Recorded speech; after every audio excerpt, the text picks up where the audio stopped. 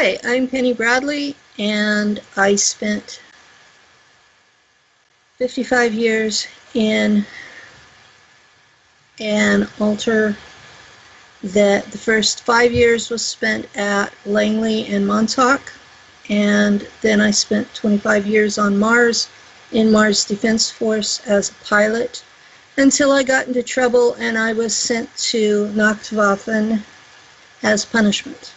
My name's Kevan Trimmel, and in 2008 I was picked up by a white TR-3B, and I found myself in a solar Warden program to become an empath. And when things got really strange is they loaned me out to the ICC a couple times, and they just called it an ET interface, but it was essentially the same thing as being an empath. And they also trained us in remote viewing, and I was able to put that together in around March 2009 when I was approached by an MIB that interrogated me because I was spontaneously remembering my SSP term. So that's when my blank slating started to break down, and since that time I've remembered a lot more. So that's my intro. I'm Ileana the Star Traveler, and I was abducted by reptilians when I was a young child from the ages of 2 to 10. So I've had extraterrestrial abduction experiences, and I was experimented on, and my DNA was changed. And later on I went on to Monarch Solutions, where they trained my psionic abilities, and then they shipped me off to the secret space program, interplanetary corporate conglomerate on the Mars basis for 60 years. So basically it was a quantum time leap program. So it involved a lot of time travel alterations and timelines.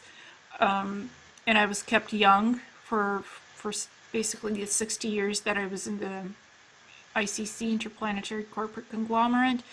They had me do like 14 to 20 various jobs, travel from Mars to the moon and other space orbital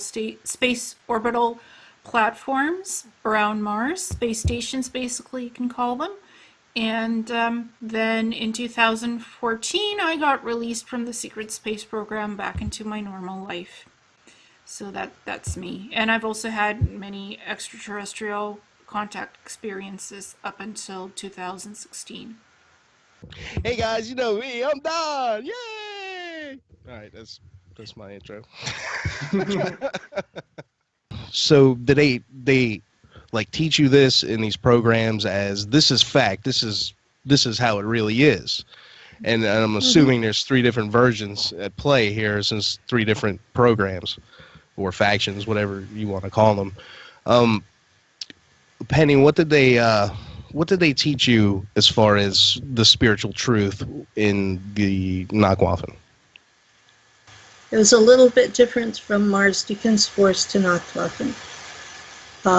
It got more extreme as you worked up.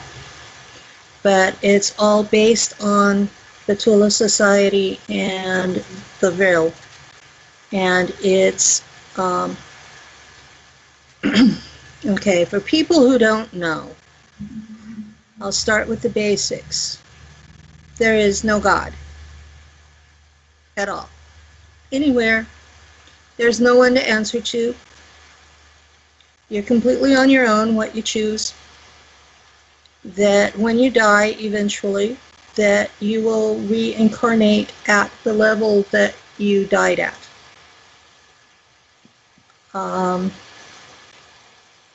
That because all life is predatory at an energetic level, it's okay to feed off others. Whether it's humanity feeding off of other races, or officers feeding off of enlisted, or Nacht Waffen feeding off slaves. That this is just the way that things are. Everything is predatory. And if you're not the top predator, then you're going to be fed on. And we're not immortal. So the longer you're going to survive has to do with whether you're feeding or being fed on. And that is their core philosophy. There is a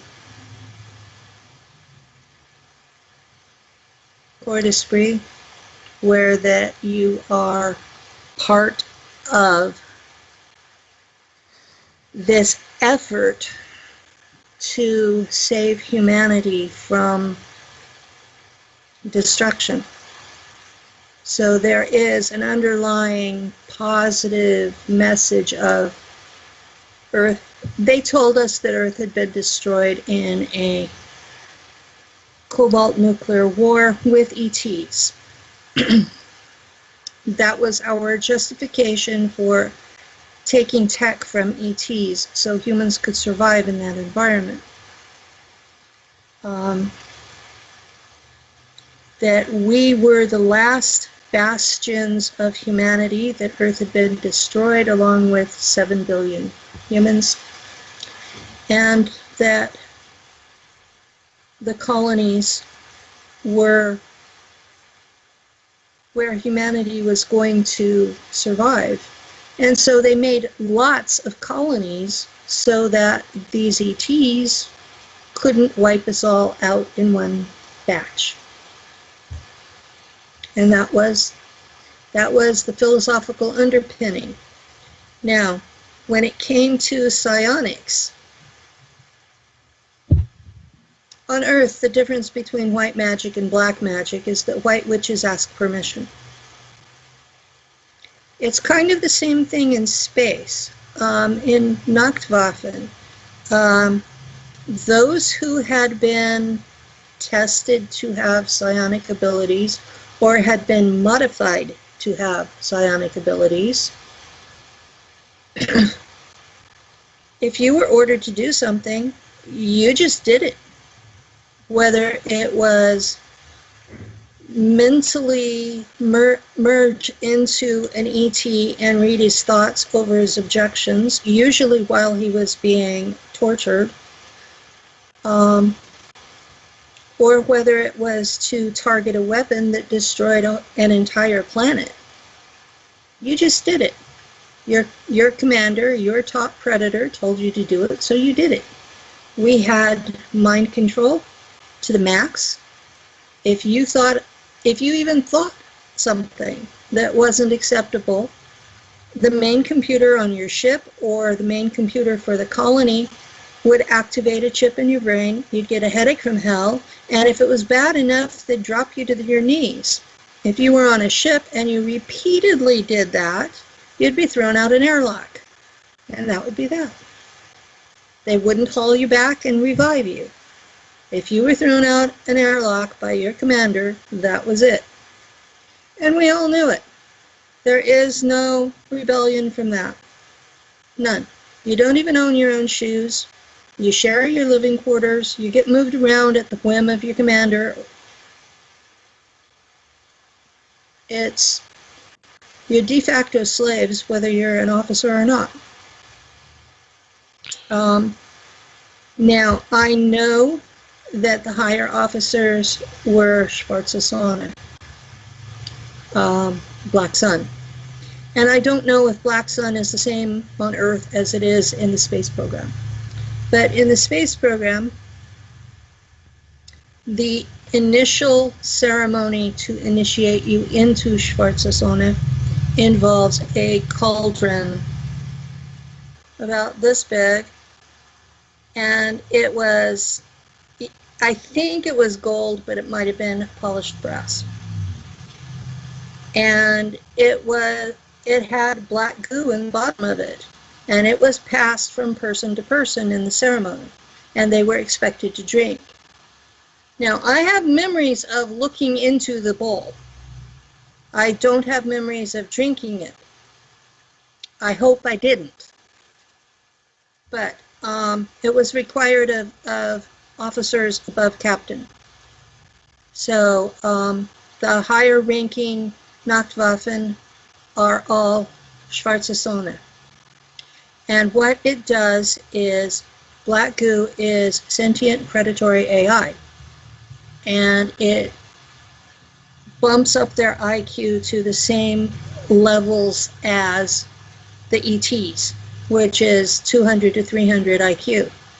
Normal human beings are defined at 100, and most in Nacht Waffen are about 140 to 160 naturally, and they're drug enhanced to bring it up to 200.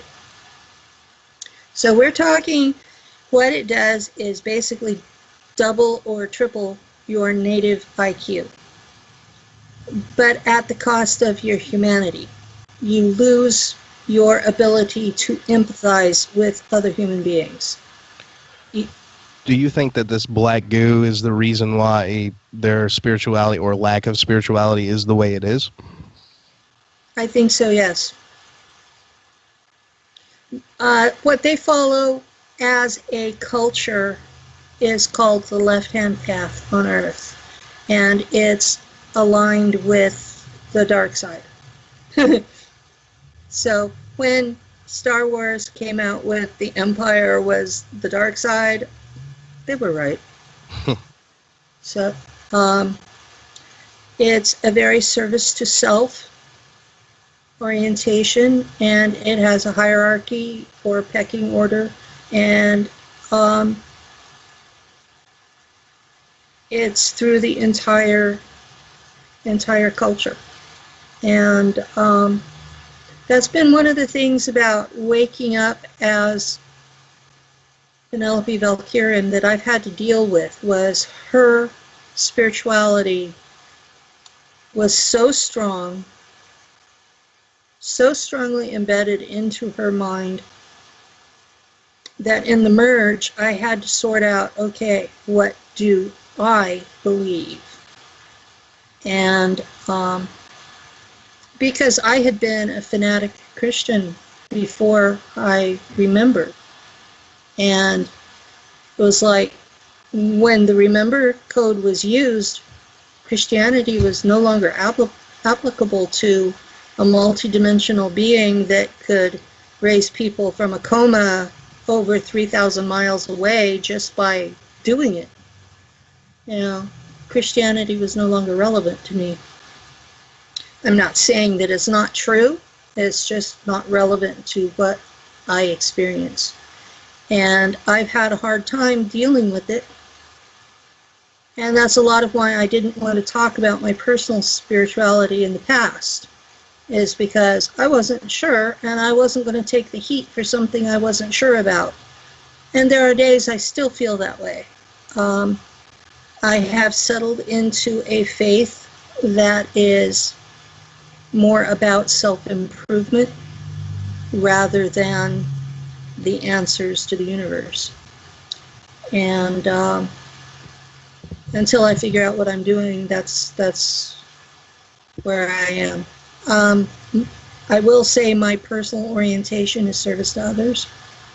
So I really don't fit into the Nacht Waffen path anymore. So there definitely wasn't, that you know of, any people in there that were like, taking the left-hand path literally, like, worshiping an evil entity as opposed to like a good one, like the Christian God, or it was all just pretty much, we'll just do what we want because, we can. At that point, you understand that all of the deities worshipped on Earth, good or bad, are all ETs. And we're out there, we're allied with Draco, we're fighting mantids. Most of the humanoids are the human-looking ETs are out there with the Federation, and they're not called the Galactic Federation of Light, they're called the Federation. They and the Draco are not getting along very well, so it's like you look around and your ally looks like the devil and your enemies look like you, and who are you going to trust to worship? So Kevin, how does that compare to what the philosophy inside of the Solar Warden program? Penny touched upon a lot of points that like bells were going off the whole time, because they definitely taught us a version of that. And the main version I want to touch upon before I get into the spiritual aspect that they taught us was the whole notion that, there is no God, and basically everyone has a certain energy level, or an energy signature, or a frequency, whatever you want to call it. Mm-hmm. And basically they showed us a chart in megahertz, and like you wanted to get up to like 350 megahertz, and they explained how most humans were operating around 40 to 50 megahertz, and then people that get sick and get cancer or fungal infections, candida, it's because they slipped down to like 30 megahertz, and that was like the cancer zone, or the disease zone. And a lot of the parasite type infections and fungal infections means you had dropped below like 50 megahertz. So they taught you that you had to ingest certain things like monoatomics, but you could also vampire energy from people. You could also just vampire energy from like lie down in a field and literally just pull it from second density, pull it from nature itself, or you could pull it basically from anything. Like it's almost like everything had this life force, and you could vampire energy. And the whole point was, just like Penny said, that when you die, you had to absorb and integrate a certain level of energy and bring your megahertz like high enough to be able to navigate the astral realm when you die, and that way you could have a little bit of control over your reincarnation process. If not, then what would happen is, you would get recycled, and reincarnation is a biological function. There's nothing spiritual about it. It's just like the rain cycle. You're getting recycled. And if you don't raise your frequency high enough, you literally are just caught in like the rain cycle when you die, and you don't have really any control over like what family or what time period you reincarnate in, and you continue to just be fed upon and recycled. But if you can get like 100 megahertz, 200 megahertz, and own that energy, then like very little can touch you, and you can actually navigate the other side, and you can actually start like accessing other dimensions even while you're alive. You can actually like start becoming like an extra dimensional or interdimensional. So they taught us that for sure, and they basically said like you don't have to worry about guilt or anything about like vampiring energy, because they said like the universe is like an ocean, and like there's always a bigger fish, so you have to try to always keep feeding yourself to grow bigger and bigger, and the biggest fish wins kind of at the end of the day.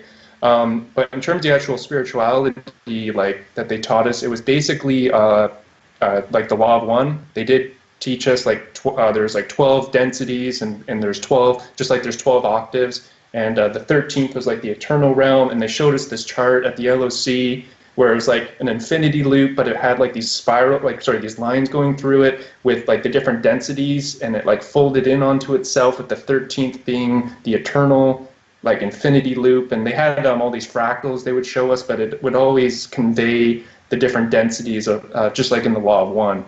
And so they definitely taught the law of one as like a matter of fact, like dimensional ecology, like third and fourth density occupy the same space, it's physical. And they told us that, a lot of the beings, the physical ETs that we were going to interact with, they were technically fourth density in terms of their consciousness, but they were still 3D, like you know what I mean, like physical. It wasn't until you got to fifth density where you would interact with more of the light beings. And that just has to do with the vibratory state of their matter, which goes back to what they taught us about the megahertz, because if you're vibrating at like 350 megahertz compared to someone that vibrates at 40, you're going to look like a glowing light being. So that's the whole like fifth density thing. But yeah, basically a lot of what Penny said, they taught us a version of that. And that I guess the thing about Solar Warden is, I will say this though, things didn't get really like strange and dark until we were loaned out into the ICC on Mars. That's where that crossover happens, where like I was trained in remote viewing by the Templars. The Templars are one of the ICC groups, and they had this remote viewing program where they used synthetic telepathy to have us fly drones with our minds and stuff like that. But the people at the Mars bases and colony, they had this energy that was like very dark, very, very dark. Whereas at the LOC and aboard the Solar Warden craft, it was run like an old Navy ship. It was more out of fear and respect, but not, but more respect. Like you just respected your commanding officer. It was very strict, like, and you would be punished, like just like on an old Navy ship. Like, if you were to get into a confrontation with a superior officer, yeah, you might get like 10 lashings, okay, but it wasn't like weird and dark in terms of like blood, sex, magic rituals and that sort of thing. The weird like sexual stuff was when they would like loan us out to the ICC and you'd be involved in like with the Templars, and they're trying to teach you remote viewing, but at the same time you're doing like sex rituals with people to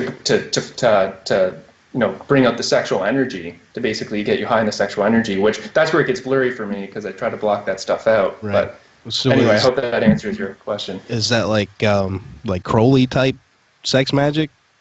Yeah. Yeah, like vampirism. They like what we found out is the people like the people at the the ICC. They actually they have this like vampire religion, and it goes back to the whole feeding. Like either you're being fed upon or you're feeding on others. But they were like doing like vampirism, like blood rituals, like actually like drinking each other's blood and having like drug-induced orgies for the sake of like bringing up your like to basically get you so high that you start like getting out of body and like stuff like that, which was really bizarre, and that was a part of the like our training, which honestly didn't really line up with what happened with I can Solar explain Warden. that. Sure. I can explain what they were doing. Okay. In the sex magic rituals, what you do is the female activates her kundalini and forms a cycle loop between her and the male. And it reaches a point where it's such a high vibration that it pops out both their heads and they both go astral. Right. And, yeah, all the and instructors were female, by the way. If you don't use that magic properly, you end up with a third thing. That's what the Vesica Pisces is in regular earth magic. The Vesica Pisces, you take two things, you overlap them, and you end up with a third thing in the overlap. Now, that a lot of that third thing magic is used to create what you want. But if you don't use it and your vibration is high enough, you actually create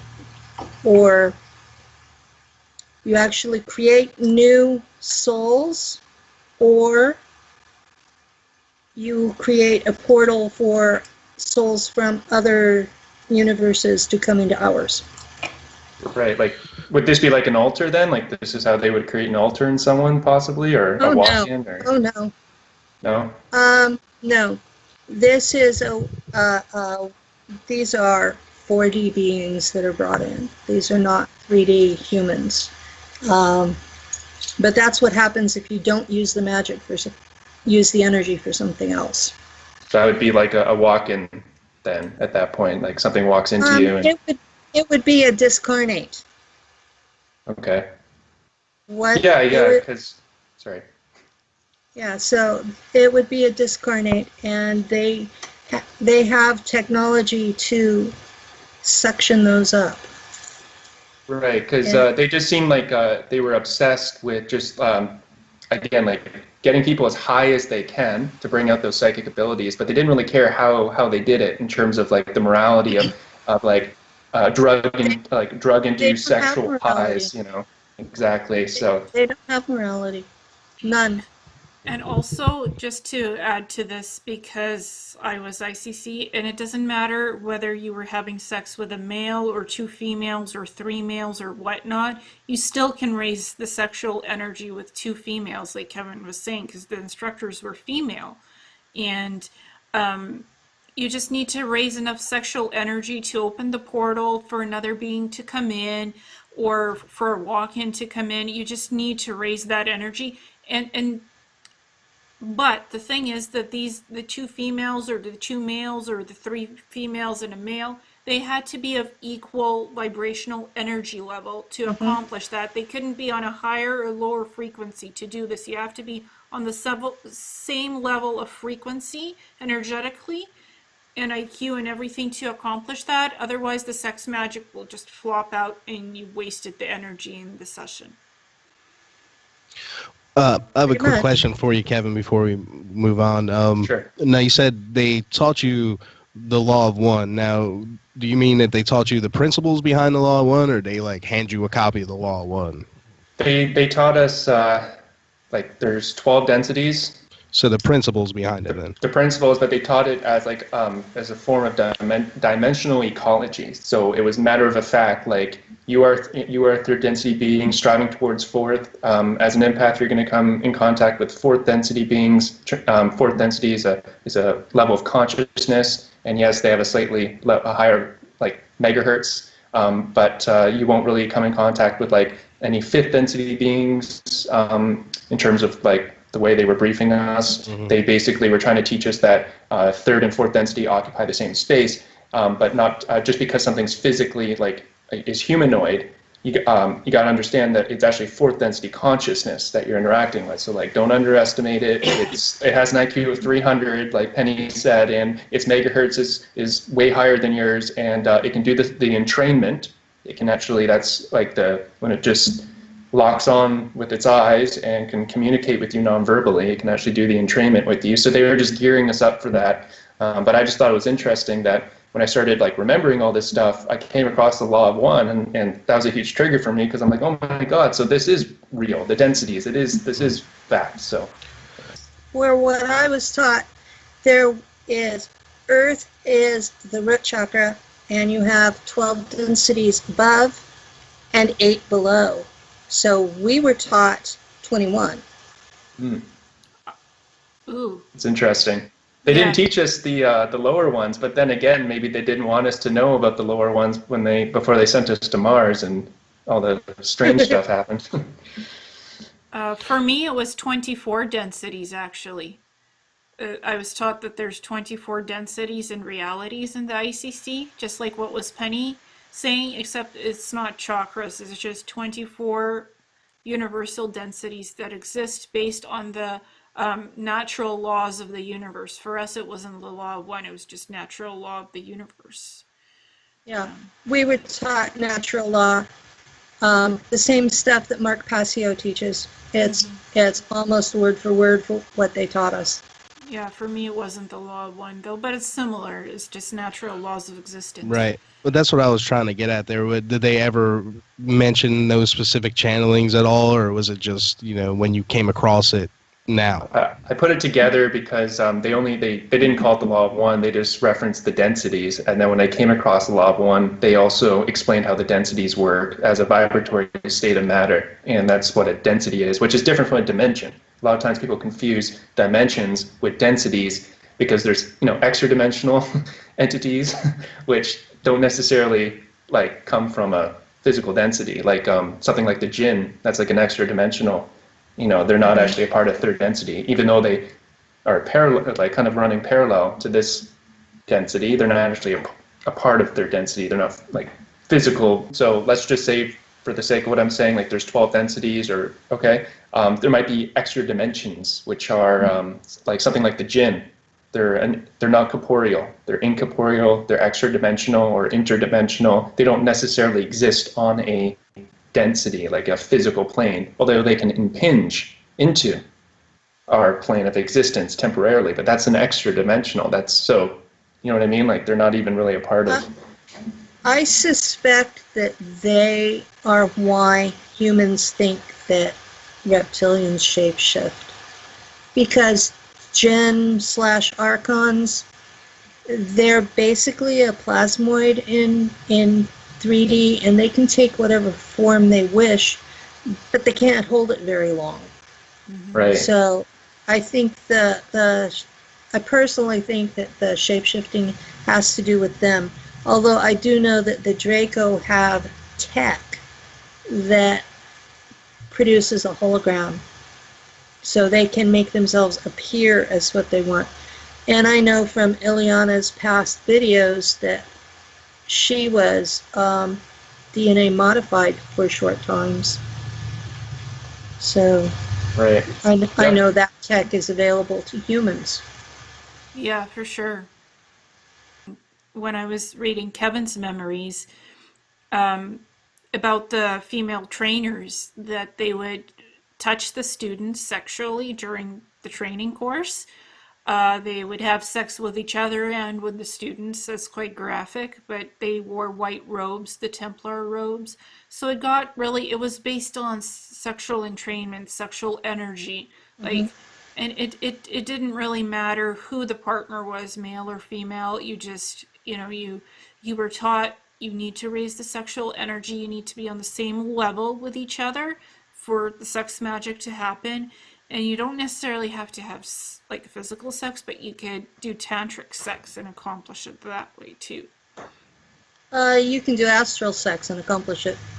Or that, yeah.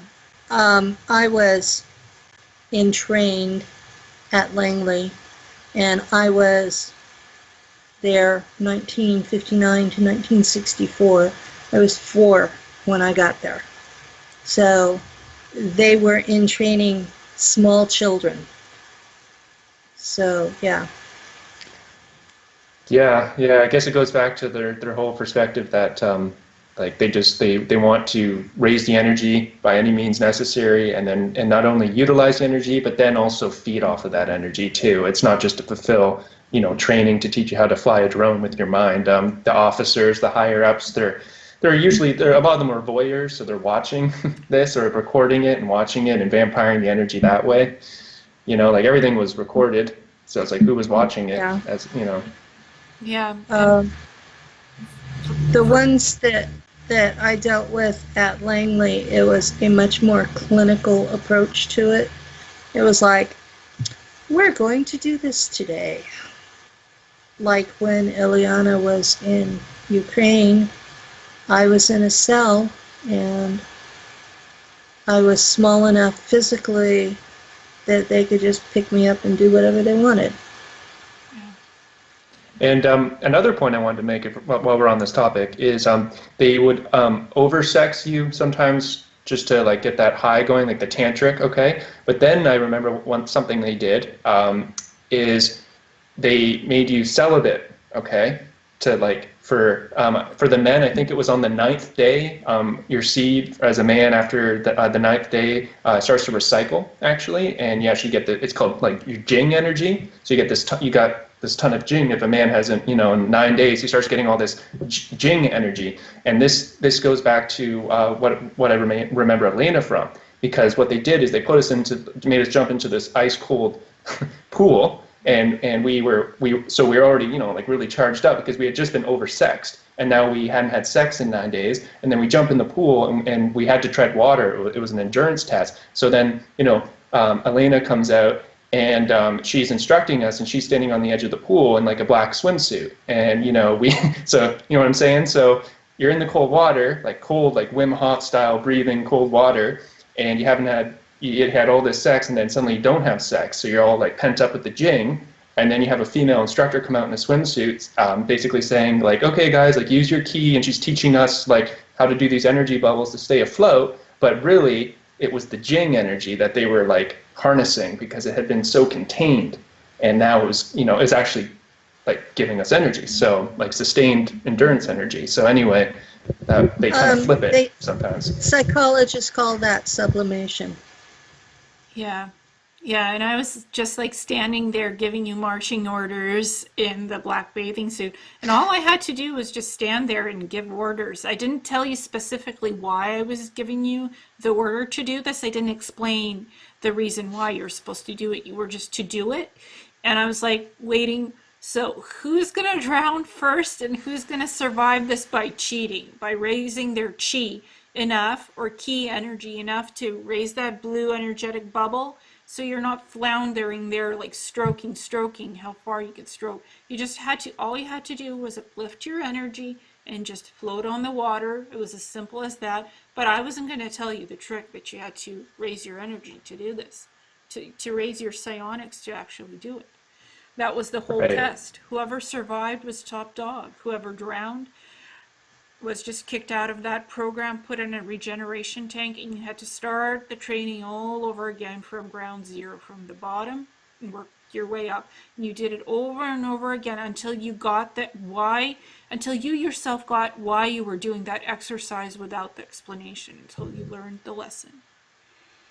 Right. Yeah. I guess as an empath, maybe I was reading your mind a little bit because I started doing the energy bubbles, and that's what kept me afloat. I stayed afloat. I think there's two others that stayed longer than I did, but I mean, I was like the third one, and then eventually I sunk, drowned. But But you didn't die. yeah. You were just, you started over again in the program. And because they don't, like, they only kill you if you try to escape the programs. Then they kill you, and you end up the reincarnation cycle back to Earth or wherever. Right. Right. Yeah. Yeah. Depends on where they kill you, where you Yeah. end up. Yeah, and for me it was being in the interplanetary corporate conglomerate on Mars basis. We basically learned esoterics, magic. We learned white light magic. We also learned dark magic, how to harness the energy of our environments, how to open portals, how to use the energy that the universe creates, how to harness that energy for ourselves and use it to do magical workings. That was the simple principle for us. And also feeding off of energy vampirism, we could steal energy from others and use it to expand our life force. We were taught that the natural laws of the universe, that is what governs the universe, we're not to kill somebody, but we can torture them and we can get information out of them. And just they're thrown back into the regen tank and We they're okay. weren't even told not to kill. If it was a fellow human or an ally, they just went into the regen tank. Yeah, we were told not to kill assets or anything. I was mid-level. I wasn't top dog, so I was told don't kill them. Just get the info out of them, throw them in the tank, regen tank, and that's it. It's not you don't have the right to kill anybody. That's what I was told. And also the pain factor was used if I, thought about escaping, right, the Mars bases. I had a cybernetic Neuralink implant in my brain, so I would just writhe in pain and get nosebleeds or a headache or get electric shock and get a seizure and just roll on the ground because I knew Earth existed. They didn't tell me Earth exploded in a nuclear event. I knew Earth was there, but if I wanted to get off planet, if I was thinking about escape, they'd activate the neural link implant in my brain and I would just breathe in pain. And again, I was introduced to Dark Fleet a little bit and what they do, the energy vampirism, and they also implant archonic entities into assets' brains and into operatives' brains, ears. It could be in the stomach as well, wherever. The entity could be a parasite or it could be an energetic entity, and it takes over your body and it feeds on you and it does horrid things in your body, and then it releases you after the work is done. If the operatives are not cooperative, the entities are attached to them and they just take over your body and take you for a ride. So that's the energy vampire thing. That's real. That's what the Dark Fleet did. Like I saw operatives being implanted with these entities and then being used, and when they were freed, when the entity left you, you were a broken shell of your former self, so you weren't the same person anymore because you were aware of the atrocities that the being in you did. So it's similar. Oh yeah, it's entity possession. Yeah, and they did the rituals, the blood magic, also drinking various elixirs and stuff, drug elixirs, to keep you looking young or to keep you in optimal health. And they kept the top assets who were energetically the most strongest. You had to be fit and you had to be healthy to stay in these programs. If you weren't, you started over again and on a lower level. And we were taught that death, even if you die, that's not the end. We were trained to remember all of our memories and not to forget every lifetime that you've had. So for me, I had to remember every lifetime I've ever had, whether it was human or ET, and retain that in the next lifetime. so I could move up the ranks quicker in the reincarnation cycle. So for Right. me, it was a little bit different. I was actually to retain everything that I had ever learned in lifetimes and not lose that knowledge when I moved up in the next lifetime. So blank slating was frowned upon for operatives. They only blank slated you if they really wanted you to like forget anything. But if they wanted to keep you and make you an asset again in another lifetime, they actually wanted you to remember your training so you'd step up better in the next time. Right. And something I want to say, the difference between like Solar Warden and because they have a specific job they do. They're like air traffic control almost for the solar system, and they're like policing the solar system, and they're on their little ships just, monitoring all the incoming and outgoing craft and all that, and looking up for ET interlopers. And what I And they think they're so smart. well, yeah, they have that. They really remind me of the old British sailing ships, like the pomp and circumstance and the pride of, we're protecting the solar system and all that. But what I put together, even just from this conversation, is we were, even though it was really, really strict, and I mean, they wouldn't hesitate to use force on you, like smack you across the face if you're out of line. But there was no dark rituals, like weird sexual stuff. It was just like actual, just traditional discipline. And I think what they did is because they outsourced all their training to the ICC, so that when we came back, we were so grateful to be back with Solar Warden, because we felt like we were home and we were safe again, because the high strangeness on Mars, it was just so bizarre. Our training on Mars was so bizarre. We were grateful to be in our little ship, and yeah, you were part of your little regiment, and I grew up on Mars in that high strangeness. Yeah. So yeah, it was something. Yeah, and I'm like I'm bisexual, so I'm not really. I don't care if you're male or female. If I like you for who you are, and that's part of the Mars training for us assets. We didn't care whether you were male or female. If your energy was good, and if you were good looking, like we valued good looking people. I'm sorry, the blonde, the blue-eyed, and the tall, whether it was ETs or humans.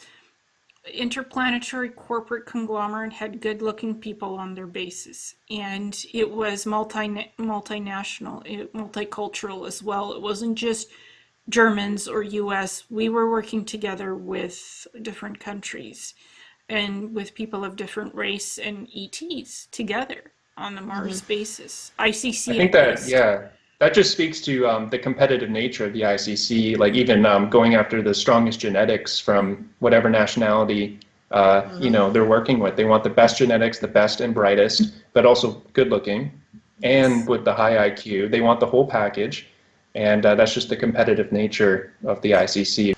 Nacht Waffen would take the best of anybody. But if you were going to be an officer above lieutenant, you had to have Germanic in your DNA. Somewhere in your recent family tree, you had to have a German. Now, you might be 3/4 something else, but I think 1/4 was the amount you had to have. You had to have a German grandparent. Well, I had this problem. I had a Jewish grandparent instead of a German one. I met all the other criteria. Some of the officers were allowed to marry and have kids on Mars. I was not. I was a monster because of that Jewish grandparent. Part of me is still very resentful of that. That was one of the things that altar really had a problem with, because I have blue-green eyes. I had blonde hair when I was younger. It's still light brown. I have very pale skin. I don't tan easily. I'm one of those I peel and burn. As far as looking at me, I look English. But I had one grandparent who was Cherokee, one grandparent who was half Creek and half English, another grandparent who was English bloodline and French Canadian, and that fourth grandparent was Jewish. So it was like, okay, we have high metagene, we have high intelligence, because native intelligence I was testing at 157. So I'm not, I was everything they were looking for, except that grandparent that they wanted to be German was Jewish. They did have some really weird stuff. Even though you were chipped into a computer that knew every thought that crossed your mind, if you could find a partner without getting officially caught, you were allowed to have sex. It was actually encouraged for everyone but the monsters. And when I was on board